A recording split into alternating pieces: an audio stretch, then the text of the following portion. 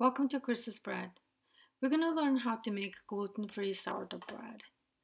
To make a gluten-free sourdough bread, I added brown rice flour and a little bit of buckwheat flour on the starter and let it rise overnight. And I pre-measured it. First, we're going to mix all the dry ingredients: sorghum flour, brown rice flour, and a starch. It's a tapioca mixed with arrowroot flour. So some type of starch goes in, and then the binding agent, I'm using Psyllium Husk. If you cannot tolerate Psyllium Husk, you can substitute with egg or flax seed meal or chia seed gel. Those things you can use, or you can completely skip that. I'm giving a wide range on the ingredients because everywhere it's different, so just play around. I'm still learning how to make gluten-free sourdough bread. So play around, see how it's gonna be. My room is a little bit colder, so I'm adding warm water. And the texture or the flavor of different ingredients in a gluten-free bread, I guess I'm not used to it, so to soften that, I like to add maple syrup or maybe brown sugar, whichever. You can completely omit that. And I'm gonna add my starter. The good thing about gluten-free bread is that you don't have to knead, as long as all the dry ingredients are incorporated, and that's it. And then you're gonna shape it and let it rise. So we're gonna skip one step compared to the wheat bread. Because of the psyllium, it can take a lot of liquid. But if your dough is too stiff, you can add a little bit of water at a time, maybe 1 tablespoon at a time.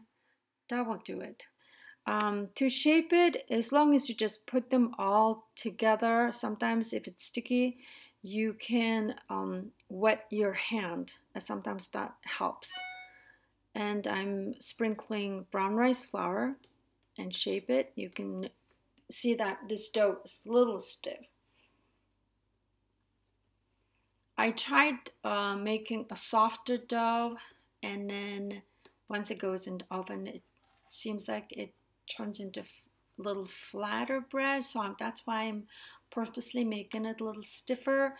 You can start making stiff dough, and then eventually once you get used to it, then you can add a little bit more water and play around.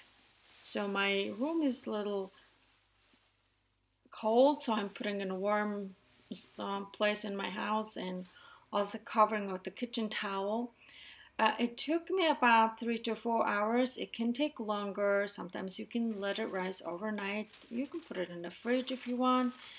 And once it's rise, then you can put it on a parchment paper or directly into the pan you want to bake. The good thing about Psyllium Husk is that once it's mixed, it holds dough together really well. If you are an artistic person, this is your chance to show off, and you can do anything with it and it will come out beautiful. That was one good thing about the Psyllium Husk and gluten-free bread, was you can score any way you wanted to. I was gonna say that I noticed that once it goes in the oven, seems like it shrink a little bit. That is okay. Don't be alarmed about it. We wanna cook thoroughly, so bake covered 30 minutes and uncovered 30 minutes, 450 Fahrenheit. Once it comes out, it's going to be a little stiff like a brick. Make sure to cool it down completely overnight. And when I cut it, it feels like a real bread. It smells like real bread, and looks like a real bread. Has a nice crust and then crumb is nice and soft and it holds those air pockets thanks to the Psyllium husk. You can see that it bounces back and nice and soft and smells so good.